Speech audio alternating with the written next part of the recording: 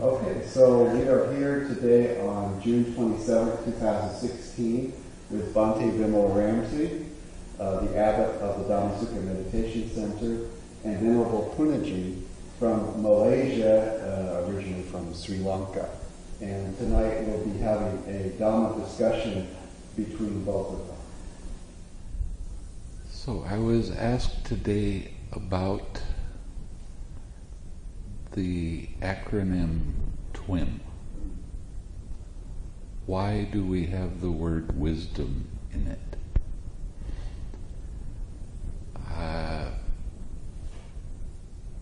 The word samadhi is always translated as concentration.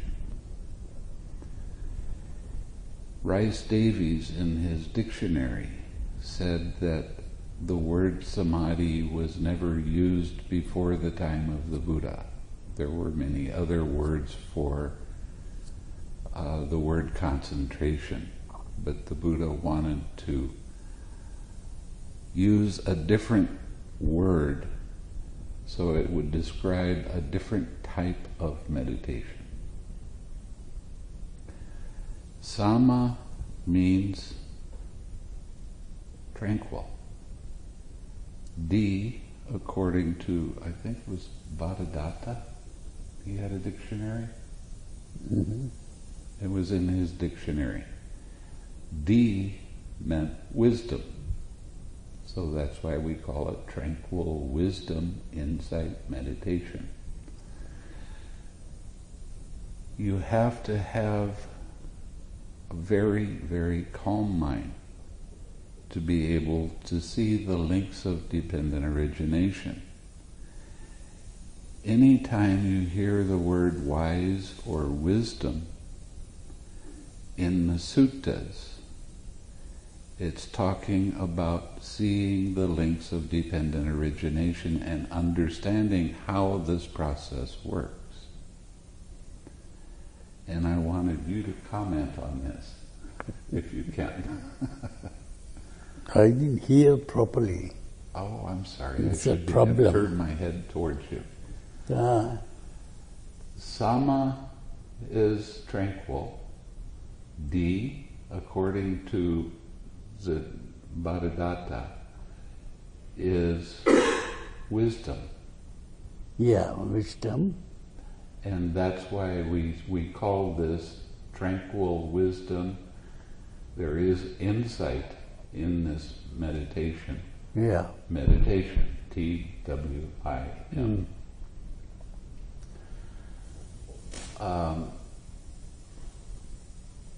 Rice Davies, in his dictionary, said that the word samadhi was never used before the Buddha started using it to describe a different kind of meditation than one-pointed concentration. Is that correct? Well, yeah. Samatha I translate as tranquility, not concentration. Yeah. I don't use the word concentration. I learned that from you. Yeah.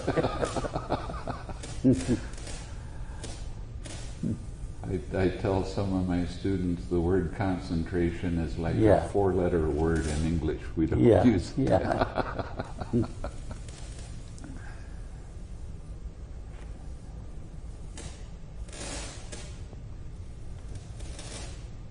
Do you agree with me when I say that the word wisdom, when it's used in the suttas, is talking about dependent origination?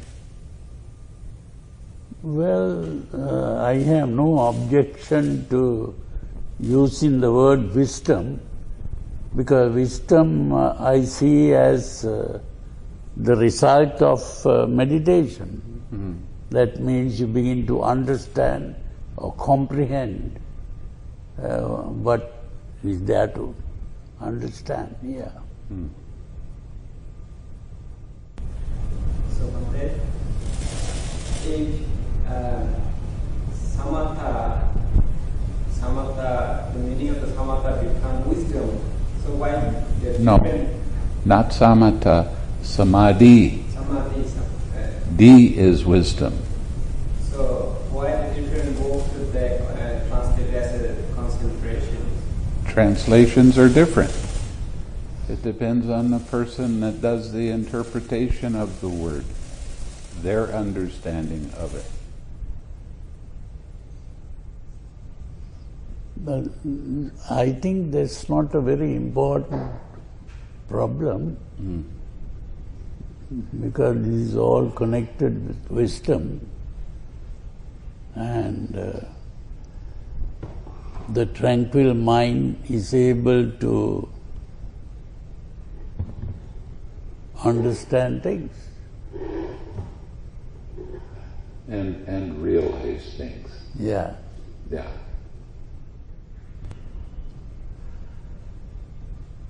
I seem to get criticized a lot about the instructions in mindfulness of breathing when it says to tranquilize the bodily formation on the in-breath and tranquilize on the out-breath. Mm-hmm. There are some Australian monks that say when you practice one-pointed concentration, your mind is tranquil. Mm-hmm. But the word pasambaya means it's a verb or a noun or an adjective. And the only way we know that this is a verb to tranquilize is because of he trains thus. It doesn't say he trained thus and became tranquil. It says that you train thus to tranquilize. And there's a lot of people, because of some translations, that when they're talking about mindfulness of breathing, they call it the body of breath that they have to be aware of. My understanding is such that there's too much emphasis put on breath and not enough emphasis on tranquilizing. And what I see is there has to be this tranquilization on the in-breath and tranquilization on the out-breath of body. This is one of my favorite little tools. There's a membrane that goes over this, and in between and over. It's called the meninges. Every time, the meninges, every time there's a thought, feeling, or sensation, the brain pushes against the meninges and it causes slight tension. So what I take that to mean is on the in-breath, you relax so that there's no tightness against the meninges. On the in-breath, you do that. On the out-breath, you do that. And I have been criticized by an awful lot of people that practice many different forms of meditation, saying, no, that's wrong, because it's the body of breath that you have to tranquilize.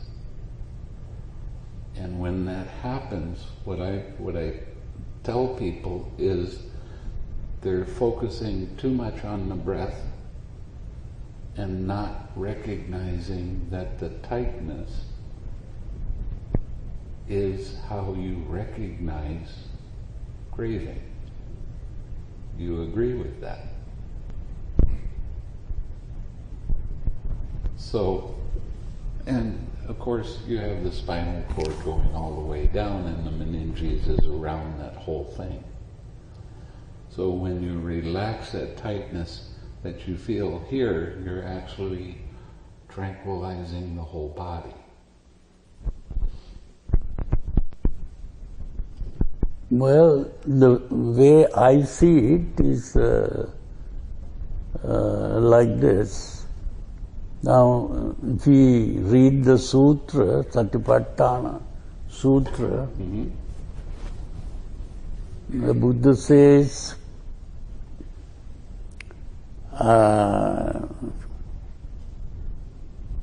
Parimukhaṃ satiṃ upaṭṭapetva. That means sato assa sati, sato passa sati. That sato assa sati, sato passa, you are aware of the breathing in and aware of the breathing out. You see, there is a mistake made by the commentators. That mistake is, you see, the word parimukhaṃ satiṃ upaṭṭapetva, there the word mukha, they translate as mouth. Oh. Mouth. Mukha, they say, is mouth. And pari means around. Around the mouth. Parimukha means around the mouth. And then they say, around the mouth is the upper lip. Then they say, upper lip means the nostril. And then they say, concentrating on the nostril. That is what you should do when you breathe in and breathe out. What I am saying is that that is wrong. What is called mukha is not mouth. Mukha is face.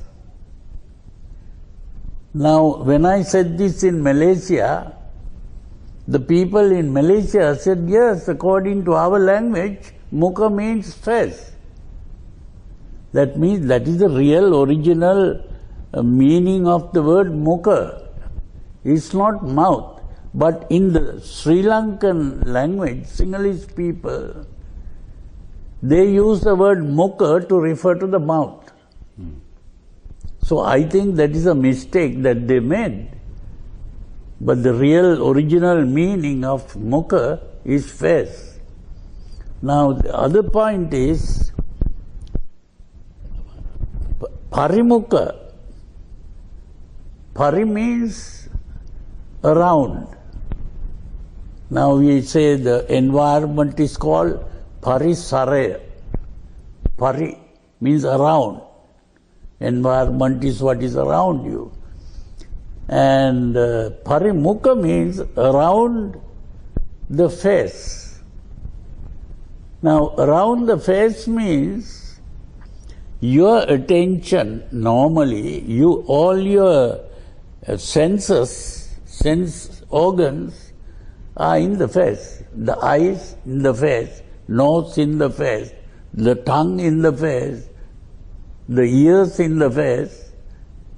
Now, when an animal like a dog walks in four legs, it's the face that goes in front, no? Now the human being, only because the human being is standing on two legs, the face is not going forward like that, but still it is the face that is in front. And because all the organs are in the face, so around the face means whatever is seen around you. And that means the eye, whatever the eye sees outside, and whatever the ear hears outside, everything is going around you. And parimukhaṃ satiṃ, the word sati really means attention. So, parimukhaṃ sating means the attention that is focused on what is around you. Parimukhaṃ sating upaṭṭhapetva. Upa means inside. Apa means outside. Upa means inside. So, upaṭṭhapetva means to establish. That means the attention that is focused on external things must be withdrawn from that and focused within. That is the meaning of that. And focus within means kāyānupassana, vedananupassana, chittanupassana, dhammanupassana. That means you are focusing on the body, the feelings in the body, the emotional state in the mind, and the thoughts in the mind. What do you mean by emotional state?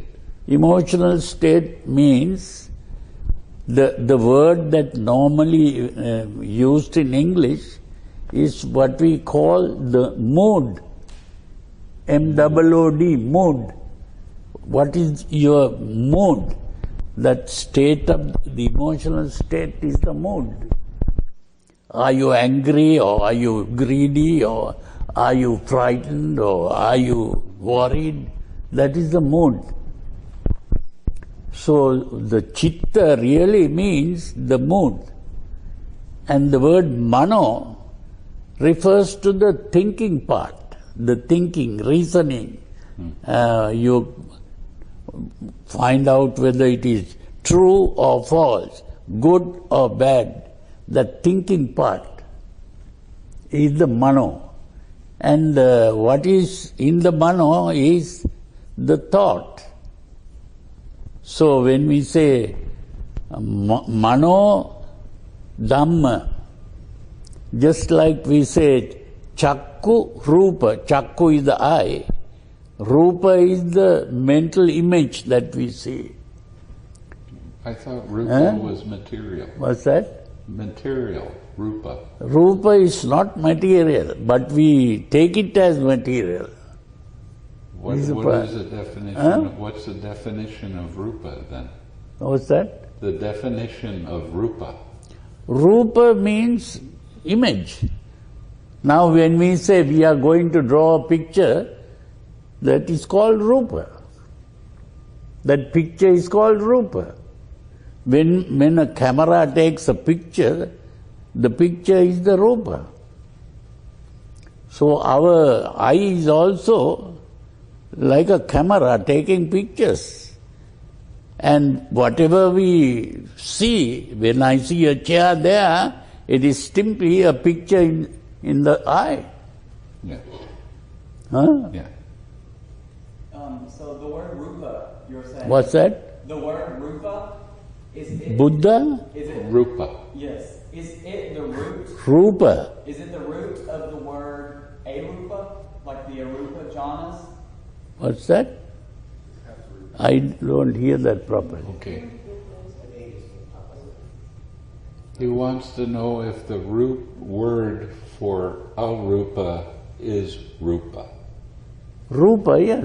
Arupa. Arupa. Yeah, arupa means not rupa. Not rupa. Means not. So not image. Arupa means not rupa. Rupa is the picture. Arupa means not a picture. So is Yeah. that I Huh? form? I form? What? Is that, I would say, is I? called form? Is it a form? The form. No, this is why the picture is, they use the word form to refer to the picture. It's a picture that you see. That form is another word they use to refer to a picture. Okay, One of the words that's being used now a lot in the West is the word mindfulness.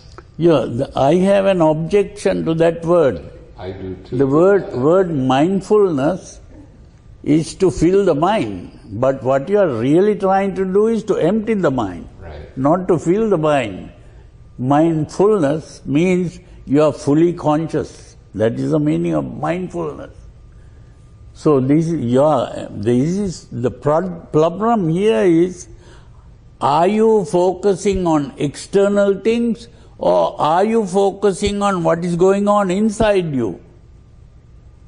So the Satipatthana is to focus on what is going on inside you, Right. not what is going on outside. But what is going on inside is your reaction to what is going on outside. So instead of looking at what is going on outside, we have to take our mind inwards and look at the reaction, because it is the reaction that we are trying to get rid of. I want to tell you my definition of mindfulness. Yeah. It's remembering to observe how mind's attention moves from one thing That's to right. another. It's to observe your own mind. That's it. Yeah, that's what it is. But there's been You are so not trying many- to observe what is going on outside, but what is happening to your mind. Yes. Yeah. With that definition, I find that the students go much deeper in their understanding. Yeah, of course, yeah. Oh, good. You have something to say? Yeah. Yeah? Can someone attain Nirvana by practicing loving kindness only? What is that? Whether by practicing metta, whether you can become attain nirvana. Is that what you're saying? Yeah. Now, if you take the sutra on metta, do you know how the sutra ends? You don't know that, huh? It ends by saying, Dittincha anupagamma dassanena sampanno kamesu vinaya gedang nahi jatu gabbaseyang punaretiti. You have to understand the meaning of that. What it says is, if you practice this metta in the proper way, at the end you will not enter a mother's womb, or that means you won't be reborn. Huh? We agree completely. And another question. You can, what that means, if you practice metta, karuna, mudita, upekka in the proper way, you can become an arahant. And one more question. Huh? The meditation divided into two groups, samatha and vipassana. So, in the samatha there are 40 kinds of meditation. According to a commentary. No, the thing is, when you practice metta, karuna, mudita, upekka, you are starting with samatha. That is, metta, karuna is samatha. Then when you come to mudita, you are still at samatha. But when you get into upekka, you know the meaning of upekka. Yeah. What is that? Equanimity. Huh? Equanimity. That is the wrong translation. That is the wrong translation. Upekka means upa ikkati. I told you, upa means inside, outside is upper. Now, upa, ikkati means seeing. seeing the inside. You know, this has a very important meaning. Seeing the inside means, now when you look at the chair there, where is the chair? The chair is outside there, it's not inside. You see? But if you, instead of looking at the chair outside, if you begin to look at the process of seeing, the process of seeing is something going on inside. Did you understand that? The seeing and what you see and how you see. This is why I use those words. What you see is outside there. How you see is inside here. So when you talk about seeing the inside, you are really looking at the process of perception, the seeing, how you see. So instead of looking at what you see, you must look at how you see. And it is only when you look at how you see that the real insight comes. The real insight is what you see there, although you see it like that, it is really inside you. Because your eye is like a camera taking pictures, and the picture is inside here, not there. So the whole world that you see outside is really inside. You see, the Buddha is called Tathagata. The meaning of tat is like this English word that. You know the English word that. That is always outside there.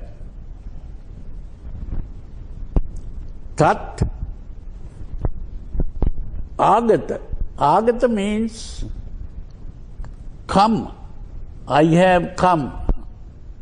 Agata means that is, I have arrived at that. That is the meaning of tat agata.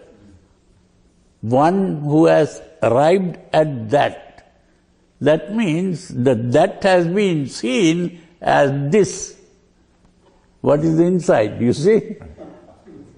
In other words, there is no object there, but there is only the subject. This is what, you know, there was, during the time of the Buddha, there was a person called Daruchirya. What? Bahya Daruchirya. Now, he had been meditating and he was very advanced in meditation. And he thought he was an arahant. But his mother was born as a deva. And the mother looked at him from the Devaloka and saw that he was not an arahant. And that he was also going to die soon. So the mother came and said, you think you are an arahant, but you are not an arahant. The real arahant is there, that the Buddha. Go and talk to him, because you are going to die very soon. So he got excited and he went to see the Buddha. And then the Buddha was going on Pindapata. So when the Buddha was going on Pindapath, the Buddha said, I can't teach you now. I'll go finish the Pindapath and then I will talk to you. He said, no, don't do that, please, because I might die at any moment. So the Buddha looked into his... and then he saw that it is true that he was going to die soon. So the Buddha said, okay, I will teach you. And he said, in the seeing, there is only the seeing. In the seen means S-E-E-N, seen. In the seen, there is only the seeing, S-E-I-N-G. You see? So that means what you see outside there is really the seeing inside, what you see. So that is the important thing to understand. That is the meaning of Tathagata. And also the Hindus borrowed some Buddhist ideas from the Buddha and incorporated in their Upanishads and things like that. So there is a common saying among the Hindus, Tat Tvam Asi. Tat Tvam Asi. Tat means that. Tvam means you. So Tat Tvam Asi means you are that. That means you are the subject, that is the object. So what they are saying is the same thing, that the subject, the object is really the subject. And that is the meaning of Tathagata, the Buddha. So many ways he is talking about the same thing. So ultimately what we call insight is really becoming aware of that process of perception. Normally people are aware of the object that we see. But here the Buddha or the Arahant is looking at... Now if you read the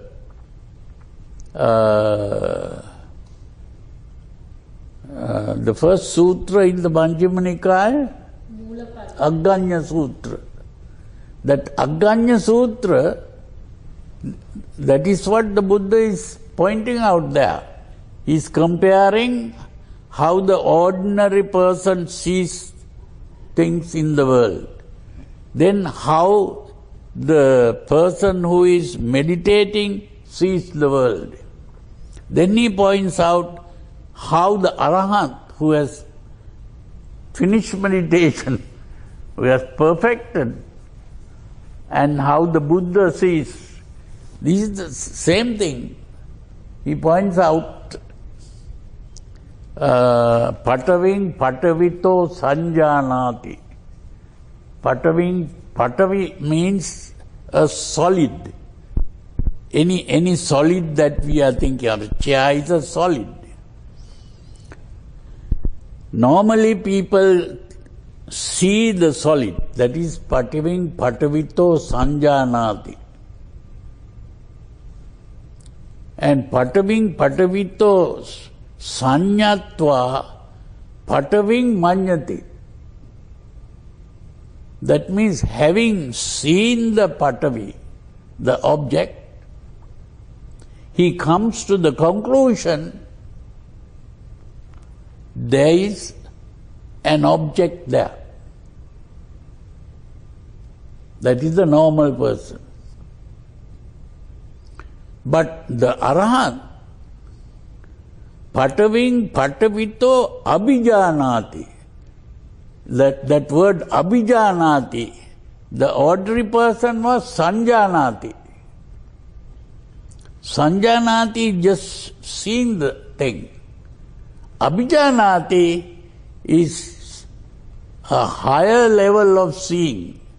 which is not seeing the object, but seeing how the object is seen. That is the abhijanati. And then he says, pataving patavito abhinyatva pataving namanyati. He doesn't come to the conclusion that there is a chair there. That is the important thing about the arahants. Bhante, Huh? it is on Mula Pariyaya Sutta, not Aganya Sutta. Mula Pariyaya, that's right, yeah. It's a Mula Pariyaya Sutra. Bhante, Huh? Barusia Mam. Barusia, right? Bahya Daruchi. Bahu Daruchi Mam was born the Devaloka. So from there, how the Baru...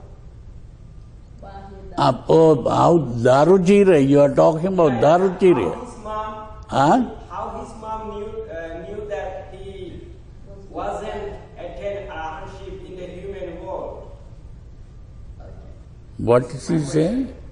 How is the mother of Bahya Daruchi knew Yeah. he had not attained arahantship? How did she know? What's Because he saw from the, as a deva, he was able to read his mind, no? The devas are able to read the mind. So you mean those who are reborn Huh? in Devaloka, that can read the other mind? Is it possible? What is it? Can the divine beings, the devas, Yeah? read the other people's mind? Oh yes, yes. There is mind-to-mind communication, let's put it that way. Oh yes. They have certain powers that we don't have. Devas, there are so many other powers that they have which we don't have. So how can they gain that power? How?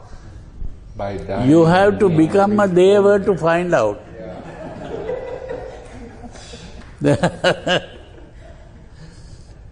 Only by observing seeing Huh? and offering material things? No, it is like you are able to walk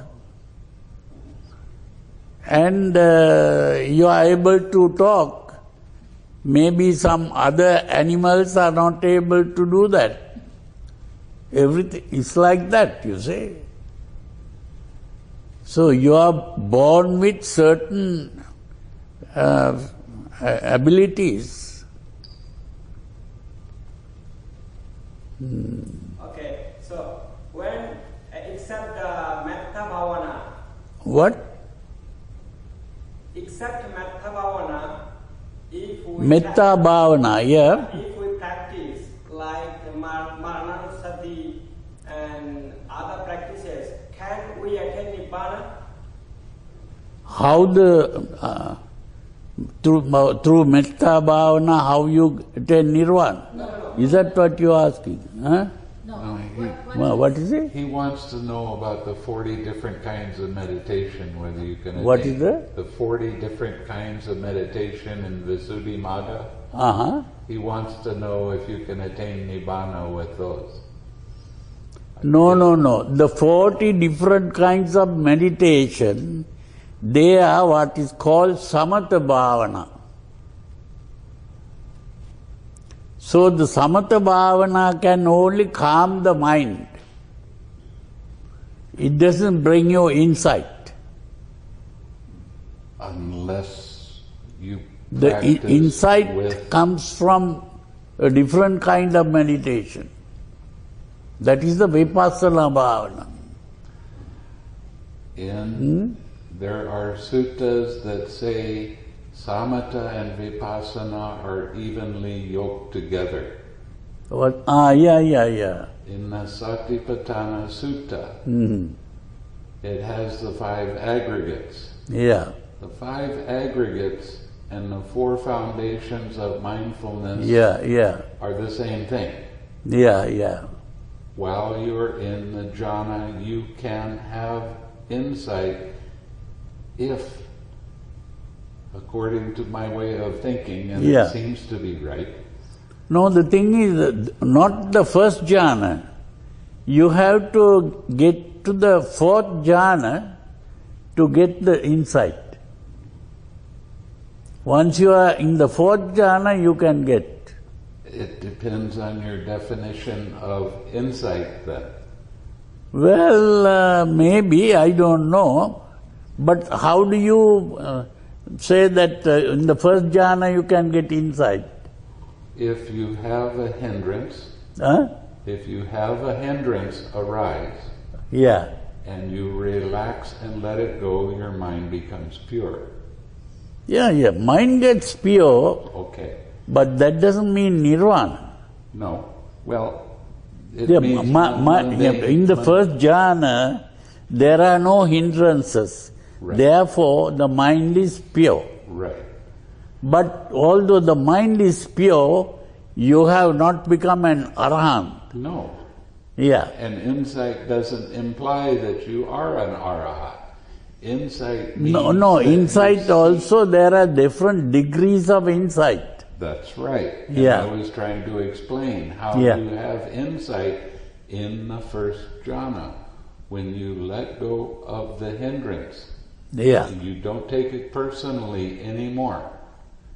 Your Oh, yeah, mind yeah, is- yeah. Your mind is Your pure. feeling of self disappears Right. in the first jhana. And that is an insight. Yeah, you can call it an insight, but the thing is, that is not permanent. Well, no. That It's is not going to why. be permanent until you become an arahat. No, the thing is, if you become, enter the first jhana, your mind is purified, even the thought of self disappears, but when your mind gets polluted again, that disappears. Yes. But that is so a the mind temporary purification of the mind. Absolutely. But there is insight. No, Yeah. insight, what I am calling insight is the permanent purification of the mind, where you begin to understand the truth about life, and then you won't be polluted again. That is the arahant. But, yeah, that is the arahat, but you Yeah. said you don't get any insight until the fourth jhana. Does that mean that you have permanent... No, that arahant state cannot come in the first jhana. I didn't say that. Huh? I didn't say that, but I said you get insight in the first jhana. Yeah, you can get insight in the first jhana, Yes. but not to the level of understanding. Yeah. That's why it's the first jhana. Yeah. But you said until the fourth jhana you Yeah. don't get insight. Is that permanent in the fourth jhana? Yeah. You can become an arahant in the fourth jhana. I just got through reading a Huh? sutta. I just got through reading a sutta to everyone that it can happen even in the first jhana that you can become, you can experience nibbana. Well, you have a sutra that says that. Yes. 51 or 2, I don't remember. 52.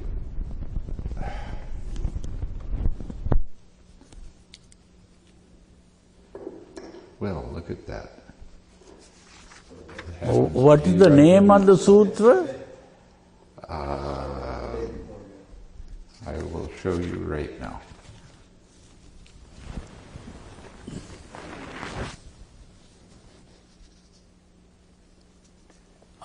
Attaka Nagara Sutra.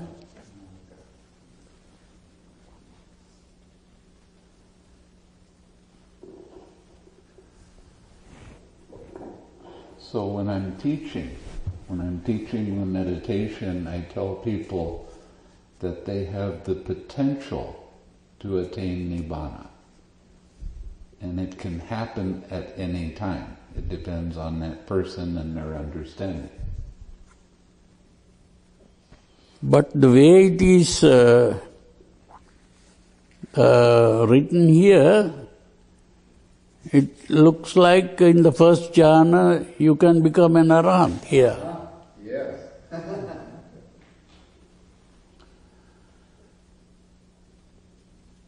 I think if that does happen at the first jhana, Huh? that it's 1 in a few hundred million. Very special person. Yeah. Bahi's mother.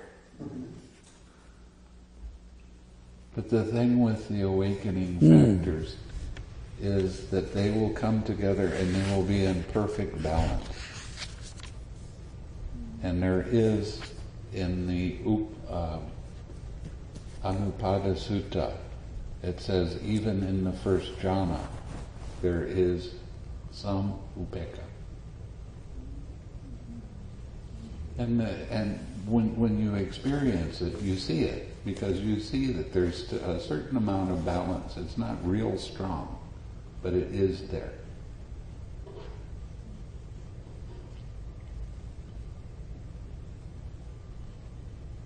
And some people, I think you have to say, have an incredible understanding that they bring to the meditation before they even start.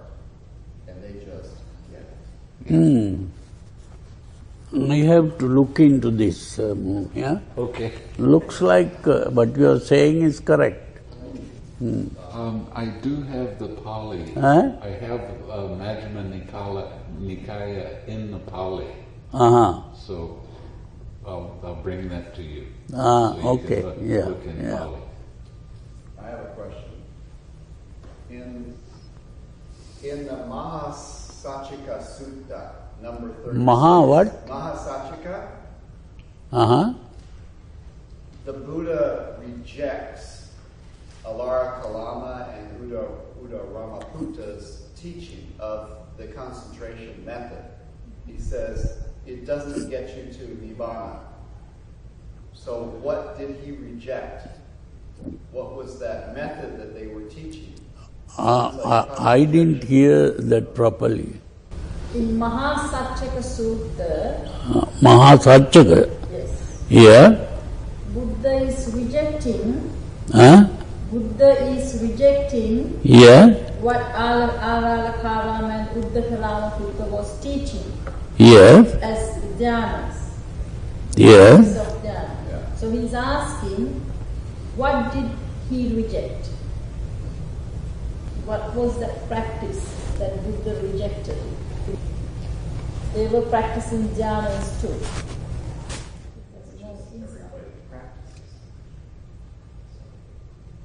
This is why I was talking this morning about the difference between absorption jhana and TWIM. I was talking about the difference between what the monk from Australia you were talking about is teaching as compared with what I was teaching. And the difference is he was teaching absorption concentration. Absorption concentration? A kind of hypnosis, self-hypnosis, you described it. Yeah. That's why it doesn't lead to Nibbana. Yeah. But what I'm teaching, by letting go of and relaxing the craving, it changes back to the path and it does lead to Nibbana. What he's asking is, why did the Buddha reject Alura Kalama and Uddaka Ramaputta? They said, come and teach. And he said, no, not satisfied. Because he wasn't recognizing the craving that he kept bringing back to his object of meditation. And that took him off the path that he was looking for. Can I have a look at that? Yeah. Find a little This place is where he says it doesn't. This is about Alura Kalama, my teacher, right at the top right there.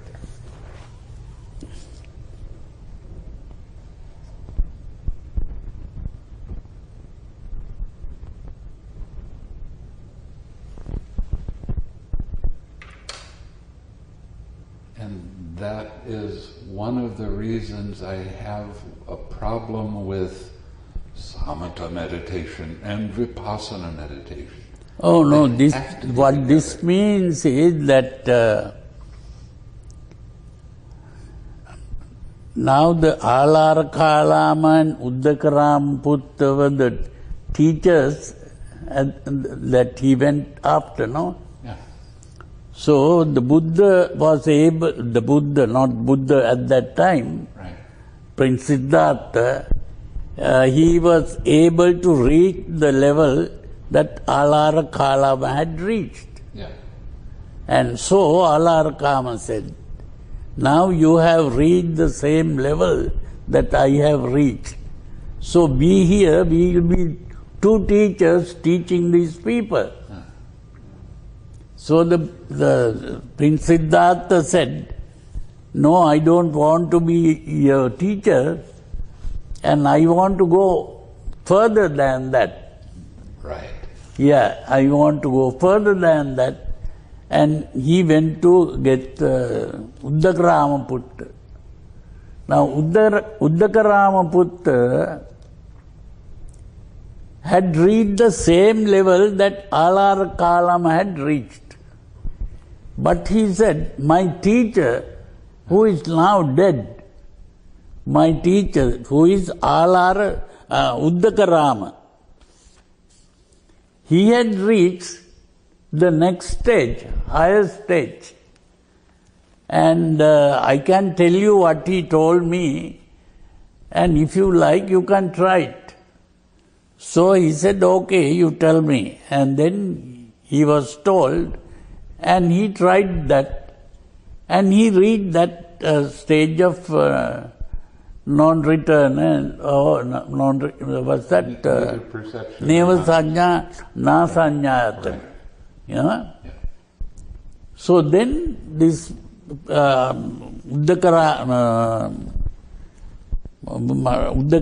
Putta said, now you have reached the level of my teacher. So I will treat you as my teacher. You stay here. Then he said, no, I'm not interested in being your teacher. I want to go further. And that is how he went to do asceticism. He thought there is no other way. I will try the ascetic life. And that is how he started fasting, and he became like a skeleton, and ultimately he even started to stop breathing. And when he started to stop breathing, then he fainted and fell. And then when he woke up, he thought, I have been doing the wrong things all this time. And because I have been trying to learn from other people, I have to go my own way, not to go after other people.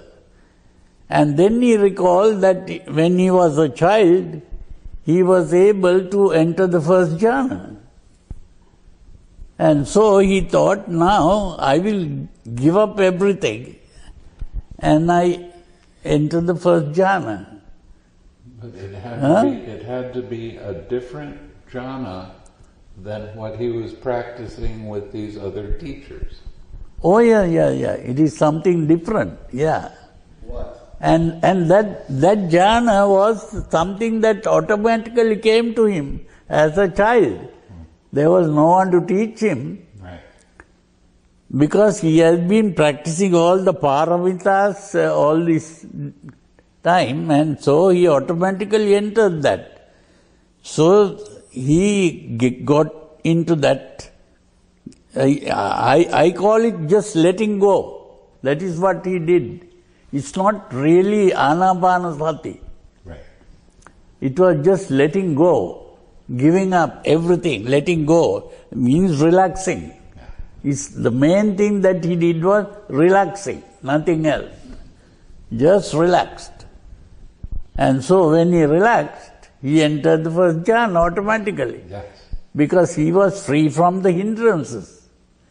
When he is free from the hindrances, and then, of course, from the first jhana, he went to the second, third, and fourth jhana, and then he went even to the others, akasananchayatana, vijnananchayatana, and he went to sanya vedaita nirodha. Yeah. So when he went to sanya vedaita nirodha, that thing called mind was absent at that point. Right. So he had only the physical body which is alive, and there was a temperature in the body. And that is all. That is the difference between a dead body and a person who has entered that state. Right. So there was no mind as such. And then when he came out of that, what came was Vedana and Sanya. And Vedana and Sanya is the Chitta Sankara. There are three Sankaras, Kaya Sankara, Vachi Sankara and Chitta Sankara. So Vedana Sanya is the Chitta Sankara. Then from Chitta Sankara, he came back again one by one and came to the third jhana. When he, at the third jhana, the breathing starts. That is the Kaya Sankara. And then when he came to the first jhana, the Vitakka Vichara, which is the verbal Sankara, Vachi Sankara. Right. And then with that, he began to understand how the Paticca Samuppada he understood through that. And that is how he ultimately became the Buddha. So this is very interesting to understand. Oh, you have another one.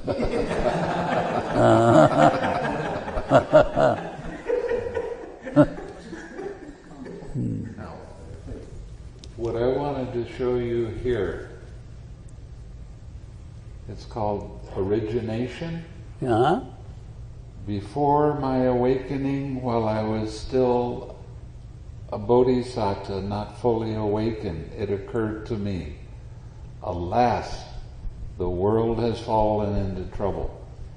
This sutta shows how the Buddha, before he became the Buddha, figured out the links of dependent origination. Yeah. How he figured how they were. It's called origination. It's in the Nidana Sutta. It's number 4 maybe, or 10 or something. Look at the, do you have a copy of this? Yeah. We'll give you the page number. If before the Buddha became enlightened, awakened, if he was able to figure that out, what's the difference then with his awakening experience? What was different there?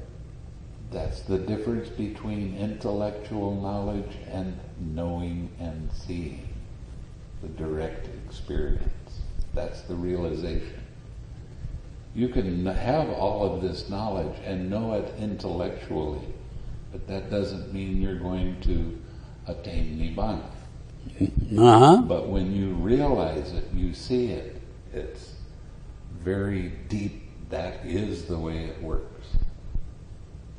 So it's your understanding, knowing and seeing.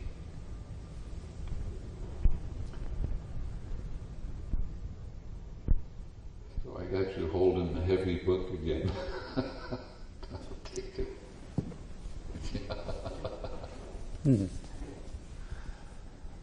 So why don't we share some merit and call this to a conclusion? Okay? May suffering ones be suffering free, and the fear-struck fearless be. May the grieving shed all grief, and may all beings find relief. May all beings share this merit that we've thus acquired for the acquisition of all kinds of happiness. May beings inhabiting space and earth, devas and nagas of mighty power, share this merit of ours. May they long protect the Buddha's dispensation. Sadhu, sadhu.